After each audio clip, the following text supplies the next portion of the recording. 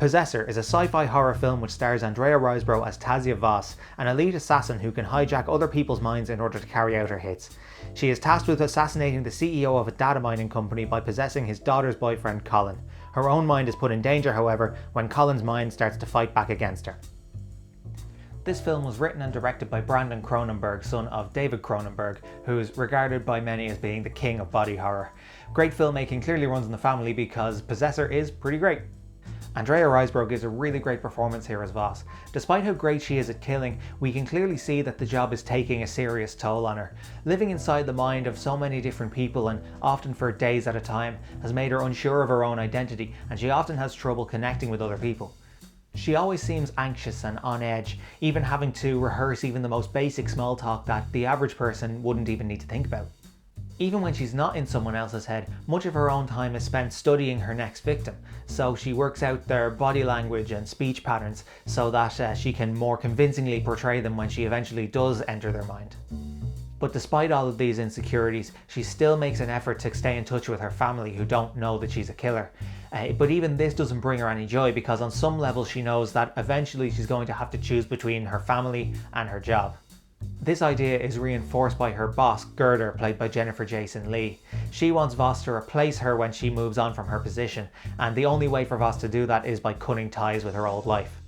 This is a great idea, but it's the only part of the film that feels a little bit undercooked to me.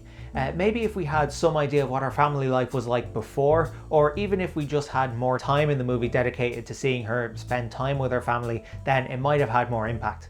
Which isn't to say that it's bad, because it's perfectly serviceable, but I do think it could have been expanded on a little bit, which is a shame because this is pretty much the emotional core of the movie, and there are certain things, particularly towards the end, that I think are less impactful than they could have been because of it.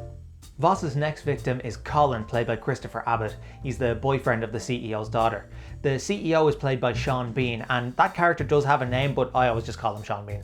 Colin and Sean Bean already have a tense relationship. Colin is a bottom rung worker at the data mining company, and Sean Bean is a rich arsehole who disrespects him at every opportunity he can. Seriously, Sean Bean is such an arsehole in this movie, and he's kind of great, to be honest. Voss deliberately exploits this relationship to make it appear that Colin has a motive to murder Sean Bean. And speaking of murder, there's quite a lot of violence in this movie. It's not constant, like there are large stretches of the movie where there's no violence at all, but when it is there, it's very impactful and very graphic. Movie violence is often very heightened and unrealistic, but here it's very grounded and real. Within the first few minutes, a man is repeatedly stabbed, and we see every detail of it, and it is pretty horrifying. I've never been stabbed myself, but after watching this, I feel like I have. While this kind of thing might not be for everyone, and understandably so, I found it to be some of the most impactful and effective violence I've seen in a movie in a long time. It's also very well shot violence, which made it slightly easier to stomach. The film in general is actually one of the better looking ones I've seen in a long time, especially when things start getting weird. Kareem Hussein's cinematography is beautiful to look at, and the sequences where Voss goes into Colin's mind and later starts to lose control contain some of the most creative visuals I've seen in a movie. It really feels like you're watching someone's mind getting torn apart on screen, and it's pretty wonderful. In conclusion, Possessor has a unique premise that's executed extremely well. There are some aspects of the film that I think could have been expanded out a little more, and other parts that I think could have even been tightened up a little bit, but those are fairly minor complaints considering how good the rest of it is, and I'm going to give Possessor an 8 out of 10. This is Brandon Cronenberg's second feature film, the first being Antiviral from 2012.